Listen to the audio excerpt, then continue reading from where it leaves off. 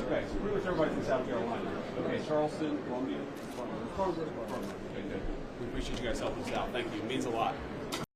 We're going to come and say thank you to the National Guards folks, to the cops, for actually keeping this place safe. If you look at what's happened in Washington, D.C. in just the past 9 days, we've seen a 35% reduction in violent crime. We've seen over a 50% reduction in robberies. We are seeing really substantial effects because these guys are busting their ass. And I think you hear these guys outside here screaming at us. Of course, these are a bunch of crazy protesters. But I'll tell you, a couple of years ago when I brought my kids here, they were being screamed at by violent vagrants, and it was scaring the hell out of my kids. And one of the things that we've done already in Union Station in just 9 days is we've made it a place where people can walk around safely. They can bring their kids again. They can see this beautiful monument, the architecture. They can have a meal with their friends and their loved ones because, again, we brought some law and order back to Washington, D.C.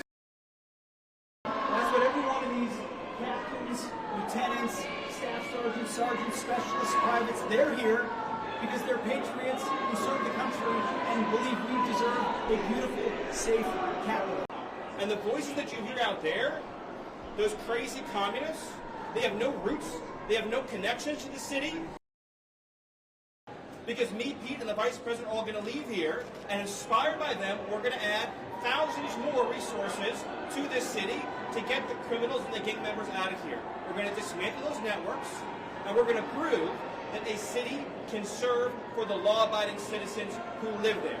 We are not going to let the communists destroy a great American city, let alone the nation's capital. So we're going to ignore these stupid white hippies that all need to go home and take a nap because they're all over 90 years old, and we're going to get back to the business of protecting the American people and the citizens of Washington, D.C.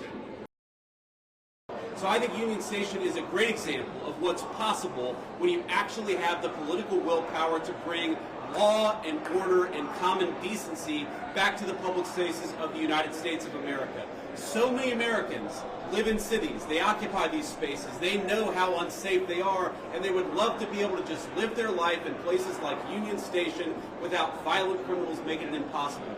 We have changed so much in 9 days, and I thought it important to highlight how great of a space this could be, how easy it could be to actually enjoy something like Union Station.